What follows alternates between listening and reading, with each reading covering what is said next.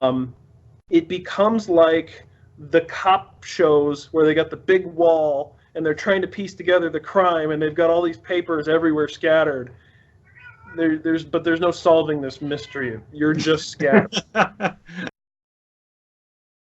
Hey, it's Writers Row, where we talk about the writing community on Twitter, the business side of writing, and the creative side. I am your host, DC Wright-Hammer, the science fiction thriller writer for the Between Two Minds series, and I'm joined, as always, with David Gane, who is a co-writer of the Shepherd and Wolf mystery series, young adult mystery series. How you doing, DC? doing well. I want to remind people that we appreciate everybody's subscription to this channel. The more subscribers we get, it just motivates us to put out more and more quality content. So make sure to subscribe and hit that like button. We appreciate you hitting that like button. It helps out with the YouTube algorithm. So more likes we get, the more likely videos like this are to pop up. And I got to say, we are sitting here. It's hot in my province, and in your state, you look warm. You've been drinking water, and it is summer, and I am sweating. So I feel like, you gotta support us. We're sweating for you. There you go. Hit those buttons. Hit the buttons because David is hot. You need to hit those buttons. That is the selling point right there. I agree. And if that doesn't get you, we have started doing quite a bit more giveaways. So this episode, stay tuned till the end to find out how to get the Writer's Toolkit. I will put a link in the description down below if you want to actually purchase it. But I will tell you at the end of this video, so you have to stick around and put up with us and Hot David in order to find out how to win. I will ship it. Unfortunately, I am an independent author, which we're going to talk about in this episode later. So I have to ship to someone in the United States. So I am going to put that caveat out there. The winner has to be in the United States to keep shipping costs low. We'll do other things that are international and even Canadian, especially our Canadian friends. I know. Now I feel like I got to go buy one just to give it away for the Canadians. But I will tell you at the end how you can win that. Moving on. I want to know how to get it now. But okay. Anyways. You can probably go on Amazon. Oh, okay. I'll just turn away and do that. Speaking of giveaways, yes, a couple episodes ago or however many it was, we had on Meg Trast talking about editing, and she agreed to give away 5 services of 5,000 word edits for free. So if you have a 5,000 word short story, if you have a manuscript and you want the first 5,000 words to be edited for free, Meg offered to do that, and we have taken all the people who shared the tweet for that, and we've picked 5 random winners. I went to a legitimate randomized website. I watched him do it. He did, and I pulled 5 random names, and I'm going to name them now, and I will tag them when this video drops. So those, you'll be tagged in that.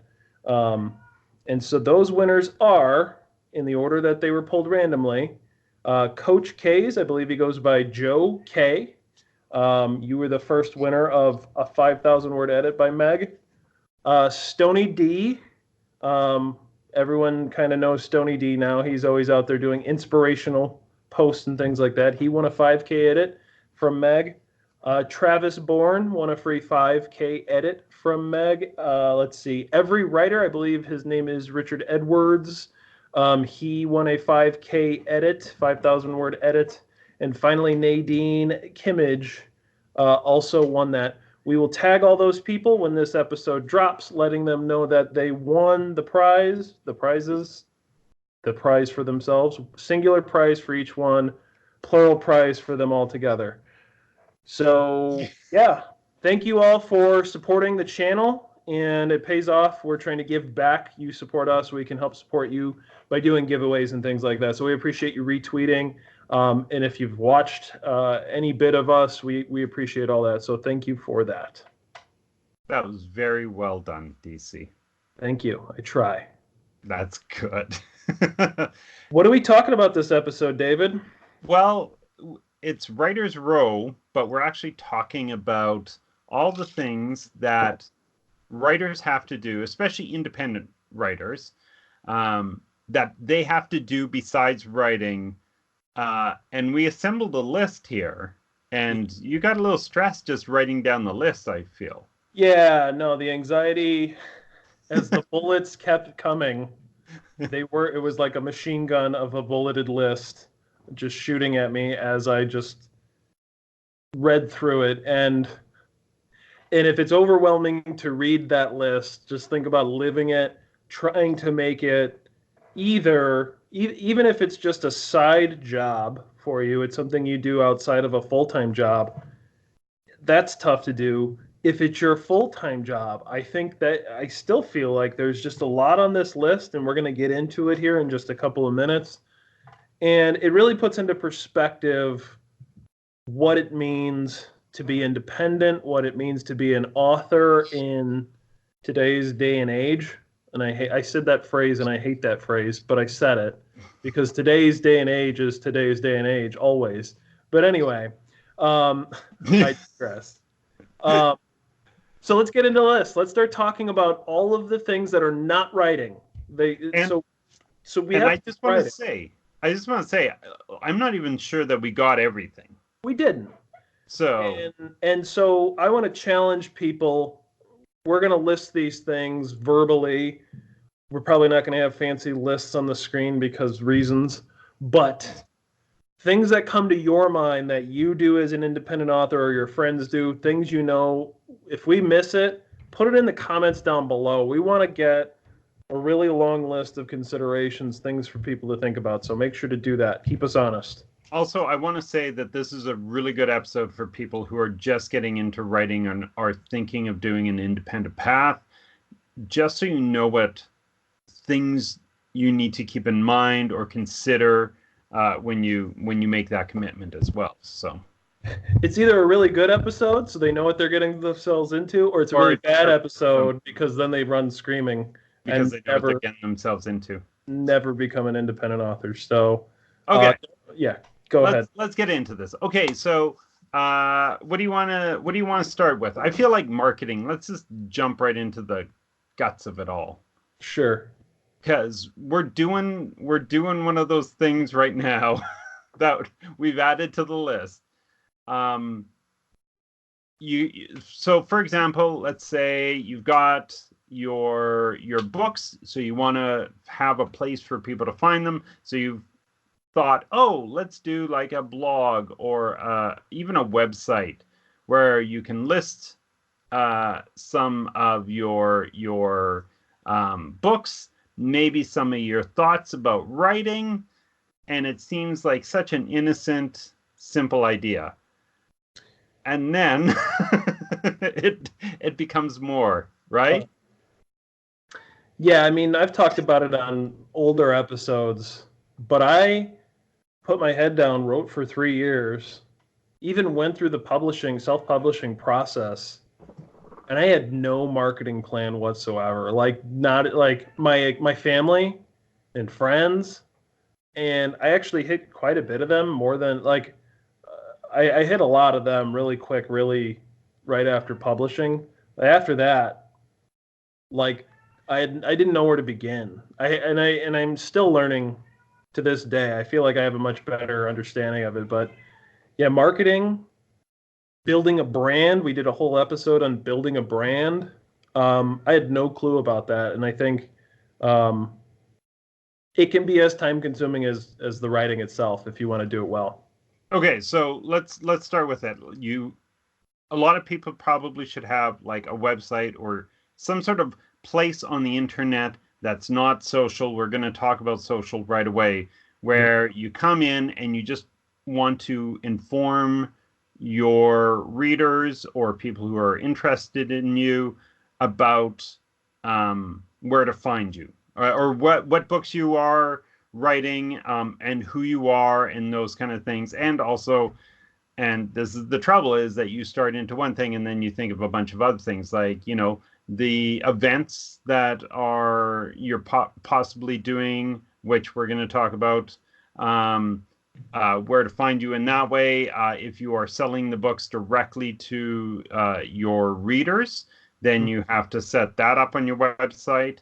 And it seems like such a simple thing to do any of this stuff on your website, but then you start fiddling with it and tweaking it and having to figure out which switches turn on and off the things that you need, and arranging it and making it visually appealing so that you feel like it's a good place, but also that when people find you, it kind of communicates what your brand is too, right?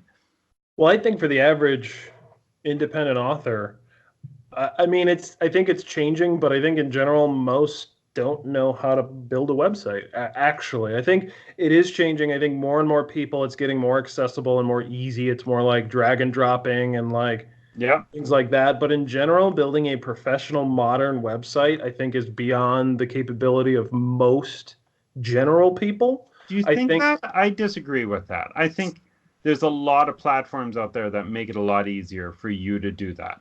I think people can stand up a WordPress really easy. I think that they can fill it out and kind of do enough with it, and I think that's fine.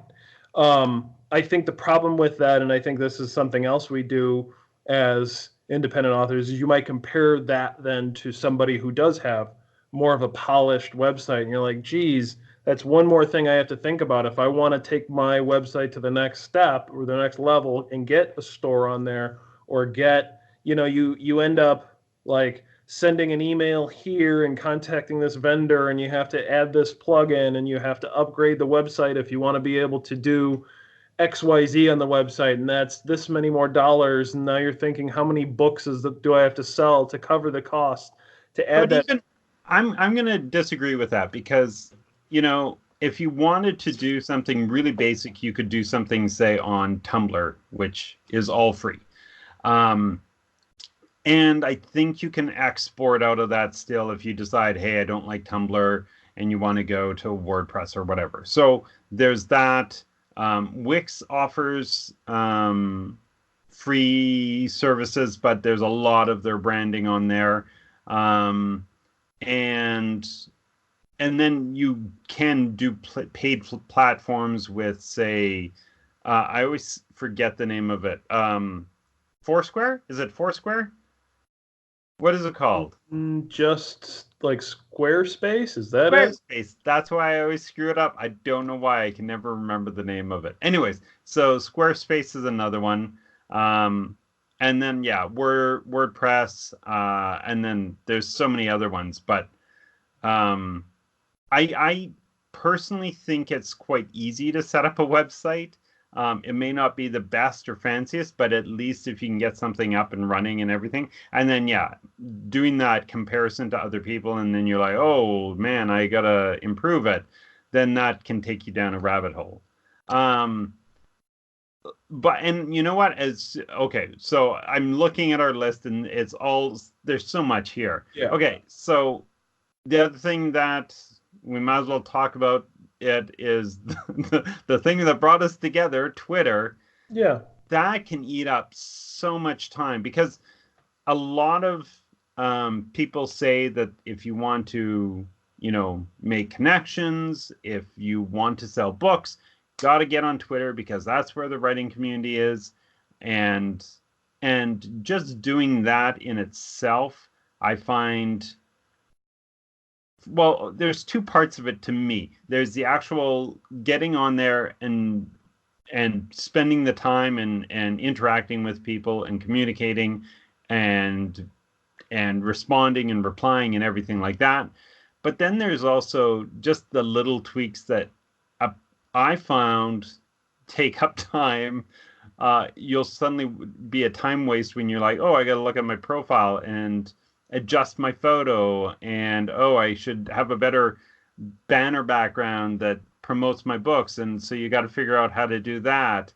And then putting the right information into your profile so that you are sending people to your website that you've now assembled, or to your books or on Amazon or whatever like that. And then even after that, suddenly you'll see people popping up and saying, oh, you should have a pinned tweet at the top of your profile, and that should list you to all your different places on the internet, which then also takes up a bunch of time because you got to figure out how to use all this stuff too, right? Yeah, see, and it's funny. It's funny the different perspectives because all that stuff was really easy to me. Um, Oh, yeah, it is, but well, right. Um, and I think the toughest part with social media is staying relevant. And to stay relevant, you have to be engaging. And to be engaging, you have to have legitimate relationships with people. You can't just be in passing. You can't just drop your book link here or there. And I think that's where a lot of the time commitment comes in, is being genuine. You can't be genuine in a hurry. You have to no. take your time. You have to get to know people. You have to put yourself out there to some extent, and offer something of value to the writing community, in this case on Twitter. But even in Instagram and Facebook, Twitter really is kind of its own beast, I think. I mean, um, you can develop a following on Twitter.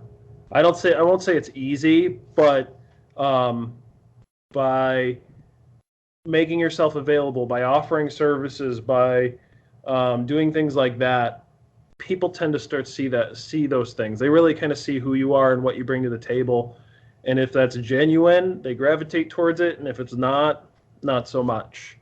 Um, I think I figured out Twitter, Instagram, and Facebook. These are the things where I'm like, oh, I should probably be doing more on those to expand my brand. But I've run out of, my ability to do those social media. So let me keep working on Twitter and see where that gets me. Well, and I will say, even doing something like a page on Facebook, that's a time suck in its own way, right? Because you are having to create content for it, as the same as Twitter. Plus, you are trying to. It's about arranging it and figuring your way around it and everything like that. Yeah. Anyways. Well, no. And there's tools to automate a lot of this stuff. Things like Hootsuite is one of them. Crowdfire app, I think, is the name, the one that I had been using for a little while, where you can automate a lot of this stuff, and you can use posts from Twitter and Facebook and kind of post it at the same time. And I did that for a little while. It's funny because Facebook and Twitter, again, are different animals. So as you now you've gone to a third party above and beyond your social media. So you have to have your social media set up. You have to go to this third party website, set up a username and password for that. So a lot of times I'll auto log you in, but still, it's one more thing to manage.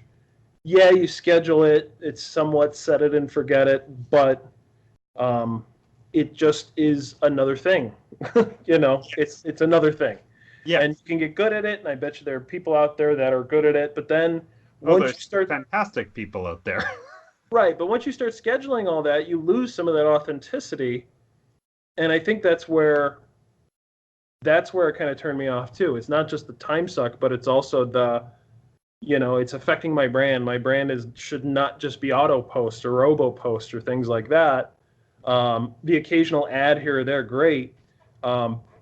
But that's not who I want to be. That's not kind of the way I want to present myself. So again, that's one more thing to think about, and it's how is it affecting the other things that I have to do that are not writing. So here's one that you added that I'm kind of curious about, and it kind of goes with your social as well as your website, your author bio. Yeah. I put that on there specifically because a lot of people complain about having to write those.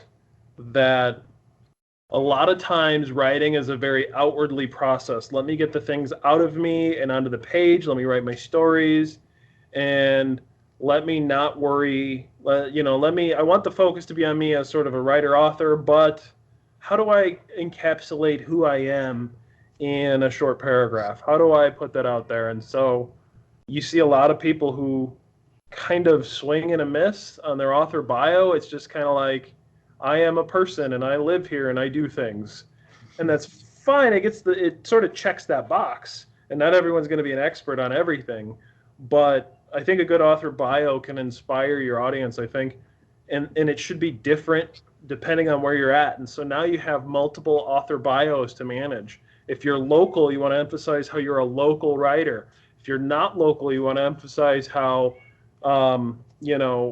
that your writing would appeal to anybody. You want to sort of make it broader at that point.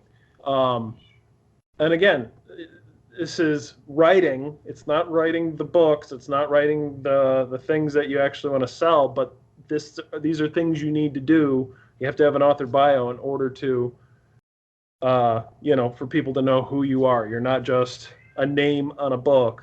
You're a person too. Another one that kind of goes with the author bio, because we kind of skipped over this. We've written a book, and I just realized we don't even have on here like the work of the editing and the copy and all that kind of stuff, or the proofread. So we've got all that. We're going to skip over that, but then you've decided, okay, I'm going to put this online. Then you need to also figure out how to use Amazon or whatever services you're using. And then also you have to design your book so that you've got a nice cover for the words that you've done. So you got to find it. You got to find an editor, and we had Meg on a couple episodes ago. So I'll put a link in the description of that video. But yeah, you got to find an editor and you probably need to find two of them, because you probably need a proofreader who's different from your content editor. Again, those descriptions are in a video that I'll link below. And yeah, interior design of the book, book cover design. You have to get these. You have to get digital files. Either you have to create them or have someone create them for you. You have to take those files and you have to upload them to wherever you want your ebook to be available. In my case, like I'm exclusive with Amazon, so that was one website that I had to upload it to. But you have to put in your keywords, your categories. You have to put in your book blurb. You have to come up with a whole blurb, so something that's punchy that's going to sell your book. Separate from the synopsis. The synopsis is more like, in general, what the book is about, whereas the blurb is really the marketing piece. And that's just for one website. If you're doing a separate, like I go through Ingram Spark for my paperbacks, so then I had to go manage that. Then my ISBN numbers and my barcodes, I have to go in and manage those, because my ISBN numbers and my barcodes are tied together. So the price of the book on the barcode is managed by that ISBN number. So I have to go to that website and manage all that and make sure all my prices line up. It becomes like the cop shows where they got the big wall and they're trying to piece together the crime, and they've got all these papers everywhere scattered.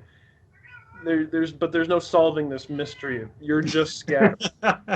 Yeah, I was hoping that there would be something. No, we can't. We need Shepherd and Wolf on this. Is what we need. Nice plug. And your cat. Yeah. Yeah. So all right, I'm gonna put the cat on camera. I think for the first time. So I think that was the first time she's made an episode appearance. I think, but I don't know. Well, your dog walked in the background as well, so she would do that. Yeah. Okay, so we've done the book design. We've got a website up. We've considered our Twitter, social media, everything like that. So we're pretty well done, right, DC? Right. We're just getting started because we haven't talked much about like in-person events, which I know you're actually very skilled at. So I want you to kind of talk about doing more in-person events, because I haven't done very many of those. Okay, so for every one of our book releases, we have gone somewhere to do the first book signing, first book release. Sometimes it's been in bookstores. which, then you have to be in contact with the bookstore and have a relationship with that bookstore so that they're willing to let you come in and do the signing. Then there is also, so we've done it in a couple of different bookstores for that. But on our third book, we ended up deciding to do it on our own.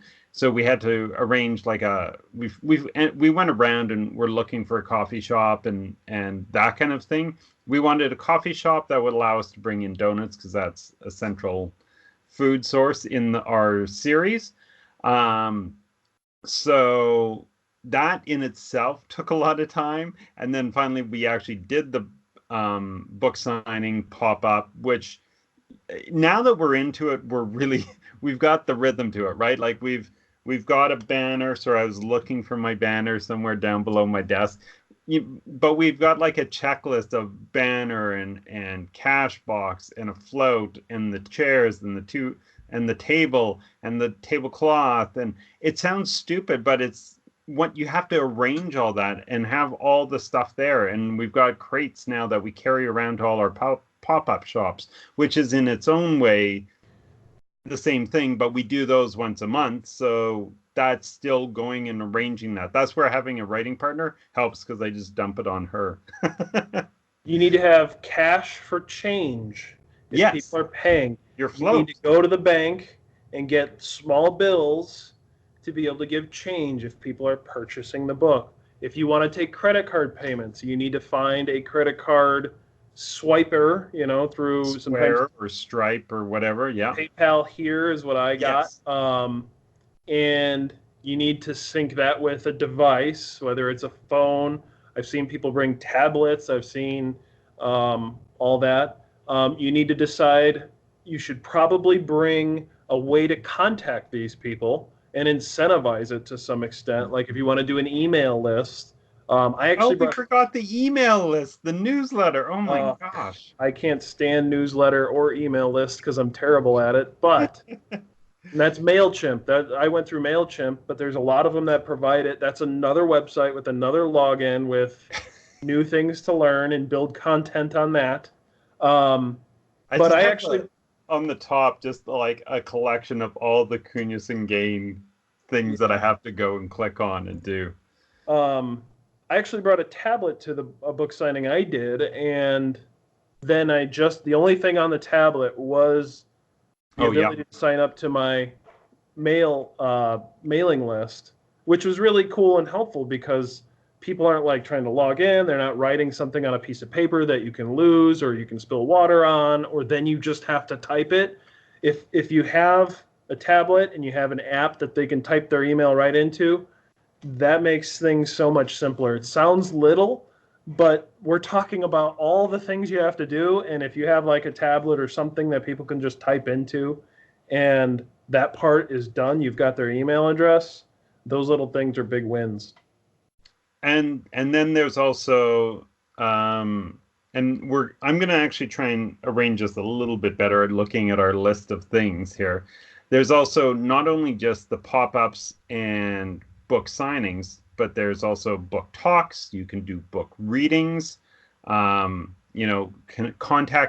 I forgot that one too. Contacting your local, like if you have a writer's guild or writing community in your city, then being a part of that, and then signing up for events, volunteering for events, and being a part of readings through that. We've also done like just talks about writing through them, through other things. We also have done student visits or school visits and talked to students, and never to do like direct, hey, buy our book or anything like that, but talking about, hey, we're authors, this is who we are, this is what we do. And it's funny because some schools are fantastic with it, some just are, it's one more thing that they don't want to deal with, so then they don't want to bring you in.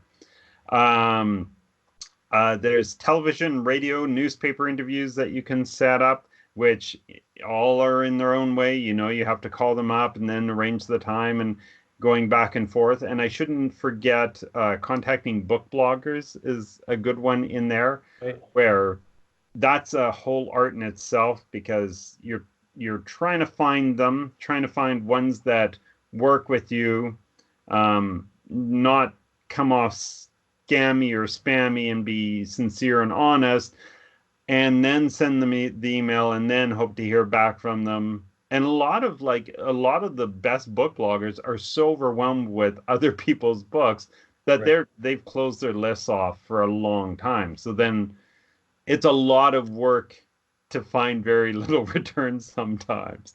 And we will have a book blogger on in a couple of episodes, 2 or 3 episodes. I don't know. We'll have him on in like a month, maybe. I don't know when this episode's going to drop, but we've got a book blogger lined up. So if you're interested in book blogging, make sure you're subscribed to this channel and go from there. David, the list goes on. Merchandise, we didn't get a chance to really talk about that. If you want to do grant applications, which are a monster thing to just time suck your life away. It includes conferences and just trying to do all these different things. I think this episode could go on for a long time, but you did tell me that you actually have a counter argument to this, and so we want to spend about 3 or 4 minutes at least digging into that, so we're not leaving on a negative note. Okay, so first of all, I want you to lead with yours because I like yours. Actually, I can step into it because it kind of applies to me. Anyways, when we released our first version of our first book, Along Comes a Wolf, it was all self-published, but the assembly of it was ours, and we had hired somebody to do the cover work, but it was us kind of putting it all together. And by the time we actually got it out, I was so exhausted, I didn't do any marketing. I had nothing left in me. So then that's when we brought in our partnership publisher, who is Heather Nickel from Your Nicholsworth Publishing, who only works in Saskatchewan. Sorry, folks. But she has been awesome in just, she does the edit for us, the proofread, she does the book design, interior, and with back and forth with us, exterior. She's the one who's helping us get it online and to a printer, which is something that we do that a lot of people aren't doing, which we go to an actual printer and get a set number of copies made, which is in its own way a thing. And so the kind of the argument that you had been saying before we started recording was just hiring out those services. And Heather was the perfect example for us, where it was like, instead of trying to be the one-man team, and you've said this so many times, where it's like, you're not the single solitary author. You have a group of people working around you, doing the same things, where you can get feedback and find the services. Like an example is Meg, who is an editor and can do that stuff for you. And then you've hired people to help design your book and as well do your edit as well too. So yeah, I think that one of the arguments that can be made is, yes, you don't need to do it all, right? We've got a long list. We didn't even talk about like taxes and the accounting side of it and everything like that, which is another service you can go and turn to and ask for help. And that's one of the things I always kind of feel is looking at what services are out there. And I always think that there's tons of opportunities for people to create services for authors and live off of it for a very long time. Like publicists and just copy editors could do fantastic work for people. Yeah, I don't know. The problem is not a lot of us have enough money to do the outsourcing, which you get that, Yes. chicken or the egg. I don't have enough money to outsource this. I don't have enough time to do this. So I think that's where we find ourselves. And so a good thing is having a partner publisher like yourself or like Gestalt Media from the previous episode, where Jason started an imprint, started a small publishing company with the idea that independent authors remain independent. They still own their work, but that they can boost an imprint by, being quality authors, by writing good books, and allowing others to do some of that other stuff, like the editing, like the design work, letting the imprint or the publisher handle that, while you still maintaining your independence, you still maintaining your rights as Yes. the author. And so I think that that's a good alternative. But I want to take it back, and I want to say that being an independent author, for a lot of people, it starts off as a side gig. And I was mentioning that this seems like a lot. You're spinning a lot of plates. The way you know you're doing it well is if you don't feel overwhelmed and you feel somewhat rejuvenated by all the things you're doing.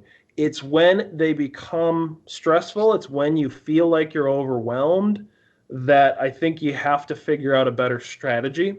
And I think the sort of rule that I like to think of is, if you have an event or a thing that you do, you should probably budget your time, and you shouldn't spend hours upon hours on too many things. Like, if you can plug away 20 minutes at your website 2 or 3 days a week, you're probably going to get the same amount of work done as if you spent an hour and it takes up most of your night. Right, but focus for those 20 minutes. 20 minutes a night, write an ad. So you might spread yourself. You might do 3 different things for 20 minutes at a night, and it feels like you might be spreading yourself thin, but you're chipping away at the things you need to do, and you're not overwhelming yourself. You're not getting lost in a website which can eat you up for hours upon hours. You're not, sucked into doing this. We didn't even talk about checking your numbers and, reconciling against, hey, I ran this ad. Is that ad being successful, and things like that. Even that you should keep to a minimum. Checking your numbers as an author can be impulsive, and it becomes exhausting, and it can defeat what you're trying to do. So I guess the last thing I'll say before we wrap this up is, there's a lot to do as an independent author.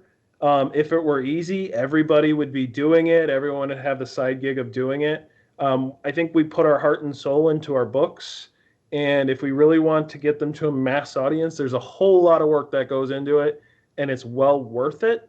You just got to figure out what your path is and how you want to do all the things that we have to do that are not writing on top of actually doing the writing. Very nice.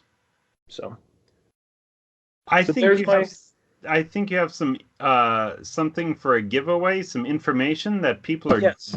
That's the only reason they're waiting for this. They actually, no, they skipped ahead. They were waiting to see this on camera again. So they've skipped ahead in the video and didn't watch and give us the watch time. So I'm going to put this up, set it down. We're going to talk for 10 minutes. I'm kidding. To get this writer, if you want to be entered into the giveaway for this writer's toolbox, it is opened. I did take the plastic off because I thought I was going to use it, but I looked at it and then I think it's fine. I think it's great. I don't need it personally as a writer, but that's why the packaging is off. I'll ship this to someone in the U.S. If you're in the U.S., you want to be in the giveaway, write a comment down below that you're interested in getting this. So I want to comment that you would like to be entered into the giveaway. And on a coming episode, we will choose at random one person out of the people who have asked for it, and I will ship it to you directly. Awesome. Anything to hawk this episode, David? You know what? No, well, you can hawk that. That's a very lovely shirt. Where did you get that shirt? It's available on cunosandgane.com. Oh, cunosandgane.com. That's really cunosandgane.com is where you can get this episode, and you can find that in the description down below. And I've heard that you wrote a book, series called the Between Two Minds series. The Between Two Minds series is also available. Is also available for the Canadian market at cunosandgane.com. But where could a U.S. person get it from? Oh, U.S. person could get it from Wright-Hammer.com. Yes. And that'll be in the description down below as well. Awesome. So if you are from the U.S. and you want to go to Wright-Hammer.com, you could get Between Two Minds, but there's some other stuff, right? You got some other merch. I have pens and magnets. They're go. good. They're very good. You should order those. And I actually have a percentage off. I'll put in the link down below. For the rest of July, you can get 25% off your first purchase at Wright-Hammer.com. Nice. Hucksters for life. All right, this episode has gone on long enough. David, I appreciate your time. Thank you, DC. I love doing these episodes with you. Absolutely. Take care. All right, bye. Bye.